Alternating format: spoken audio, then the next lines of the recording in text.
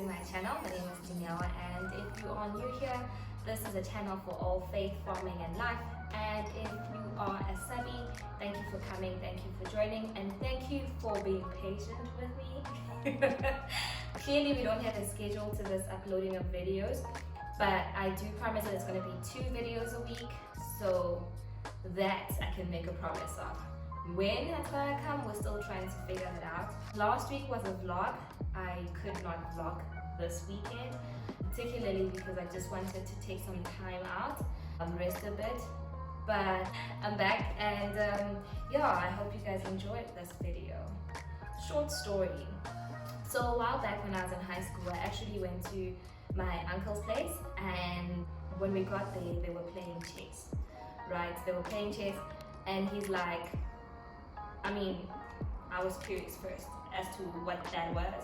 Firstly, what it is, how each piece moves, and also how do I win? Because why are we playing if I don't want to win? Anyway, long story short, he told me what it was. He told me how each piece moves, and the boring part was that he would beat me at it within a couple of seconds, and that irritated me, and I left it. I never went back to chess again. I went back to playing chess again. I was just like, yeah, no, this is not my thing. Also, I just felt like maybe I just did not have the patience to go the long games, but also I got irritated that this person was winning within a couple of seconds with even less than 5 moves, right? So I just, anyway, I left it. I was like, I'm not doing this. Then most recently, a few years back, a friend of mine introduced me to it as well, and also beat me at it as well. So I was like, hi guys, Hokara chess is not my thing. Chess is not my thing, no. But I was like, I'm not gonna quit, I'm not gonna give up. I want to learn it. So I got back into it with the help of a friend, and was taught how each piece moves again, once again, yes. Using the right terminology, and you know, I never thought it was actually a thing, but like, if you take my piece, I assume you beat me, or you ate it. Direct translation, like uijile. Anyway, that sounds so wrong. Uijile, you know. But yeah, anyway, so I got back into learning chess, and guys, I'm still very crusty, but I thought, let's actually learn chess together. So I'm gonna get through the process. I'm gonna go through the process with you, probably today, because I don't want the video to be that long. I'll only be discussing the pieces, the board, and how they move, and then hopefully we can also slot in some of the openings. I don't think it will be that long. I'm hopeful it's not. If it is, I'll just discuss some of the gameplay and openings in the next video. But guys, let's play. Alright, so guys, I'm not even sure if you're going to be able to see each chess piece from a top view. I will try and alternate between top view and side view. I am just hoping that you guys are able to see every single thing. But what I think actually I must do is just change this to the colored one so that you're able to see all the chess pieces. So just give me a sec. So now that we're sorted, we got the darker one. I think it will be clearer to see. What I will do is try and alternate between angles. I don't know if that's going to be possible, but anyway, so this is chess, right? I'm not going to tell you the history. I'm not going to bore you with the history. Y'all can go to Wikipedia or wherever y'all go. I just know it's a game that was played years ago, yada yada, yes. So this is what the chessboard looks like. It has 8 squares by 8, which is 64. You get the lighter shade and the darker shade. The horizontal shade is called the ranks, and the vertical ones is called the files. If you don't plan on learning chess professionally, that's useless, but it's just a little bit easier and better to use the right terminology, especially if you're going to be reading up on it and researching how to have better openings or how to play better, especially because it is a game of strategy. So yeah, just a disclaimer, I'm literally new at chess. I'm not a professional, I'm an amateur, okay? We're just starting. We're just starting to learn, right? Okay, that's the first disclaimer. So now that we are well acquainted with the board, it consists of two opposing sides, the light and the dark, which is usually called white and black. Each player will have 16 pieces and white will always go first. So that's going to be the king, that's going to be the queen, and then you have your knight, you have your bishop, and then you have your rook. This rook is usually called your castles as well. I used to call the knight the horse because it is a horse. But anyway, right terminology, I guess. So you have your rook, you have your knight, you have your bishop, you have your queen, and you have your king.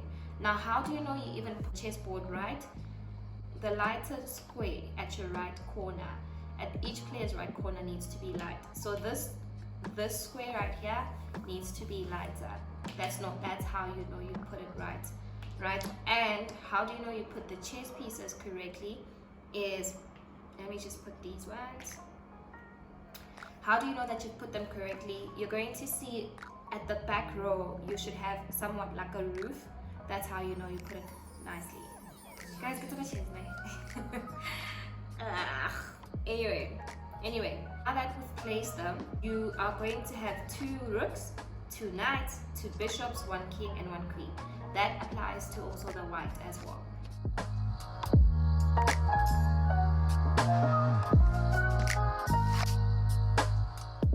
Another thing that's really, really important is that you will know that you have placed them correctly if your queen is sitting on the block that represents its color. So if you have a dark queen, you will put it on the dark block. If you have a lighter queen, you will put it on the lighter block. That I didn't know, but yeah.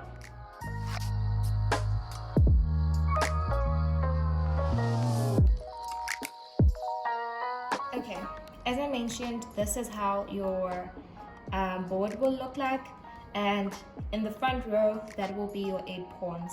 So you have 2 rooks, you have 2 knights, 2 bishops, 1 king, 1 queen, and then you have your 8 pawns.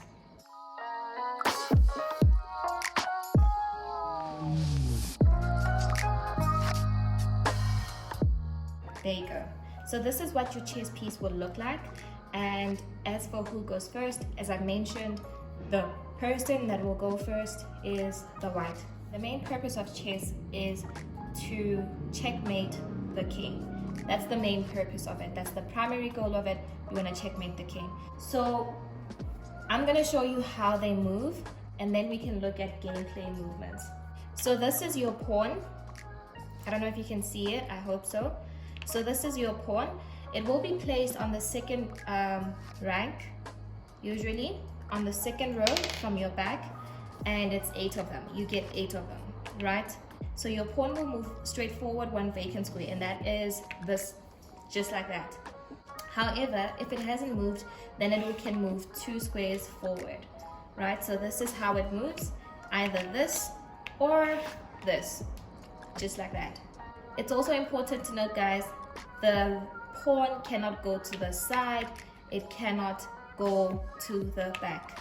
However, when it does capture another pawn, it always captures the pawn, or it always captures another piece diagonally instead of in front. There's also another move that I've learned. Yo guys, okay, you actually realize you learn a lot of chess. You learn a lot of things as you go. But there's also another one that I've learned, that if, for instance, you moved twice, the very first time when you moved your pawn, you moved twice, this pawn here can actually just come there and it will capture your pawn. I can't remember what it's called, but I'll just put it down. Secondly, you have your rook, or your castle, that is always at the corner. You have 2 rooks, and your rooks usually moves any number of vacant squares, either horizontally or vertically. So it will move within the files or within the ranks. It will not move diagonally. It can go back and forth, but it needs to move when there's a vacant square in front of it. It will not move if there is a piece blocking it. And we will later learn what it is called to develop some of the chess pieces. That would be you opening up space. For instance, if your pawn is in front of it, you opening up that space so that your rook is able to move every now and then. You have your knight or your horse. I prefer knight now. I prefer using the term knight because that's what a lot of people call it. But firstly, when I learned how to do it, I call it a horse because it is a horse. It looks like a horse, speaks like a horse, it moves like a horse. It must be a horse. Anyway, guys, your knight moves in an L pattern. So it's either 2 squares horizontally and 1 vertically, or it will be the other way around, which is 1, 2, and then L. So it actually forms an L pattern every time it moves. Similar to this one, the special thing about this knight is that it's able to jump other pieces. So if, for instance, your pawns were in front like that, it is still able to go 1, 2, L, or 1, 2, L. And that is how your knight moves. And then you're going to have your bishops.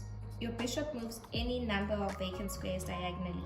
So this is different from your rook. When the rook moves horizontally or vertically, you have your bishops that moves only diagonally.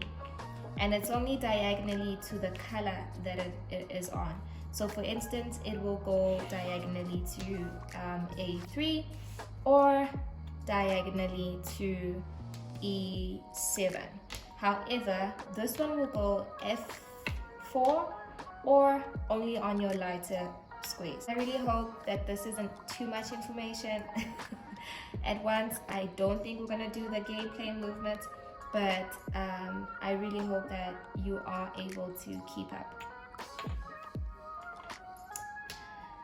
The good thing about the king is that he's able to move 1 square either vertically, horizontally, diagonally, to the back, any way that he pleases. He's actually able to even go back if he needs to go back. Now, with the queen, this is different. The queen moves any number of vacant squares, either horizontally like your rooks or diagonally like your bishops. So usually people say that the queen is the most powerful because she or the piece rather is able to go in whichever direction, provided that there is no piece blocking its view or blocking its way.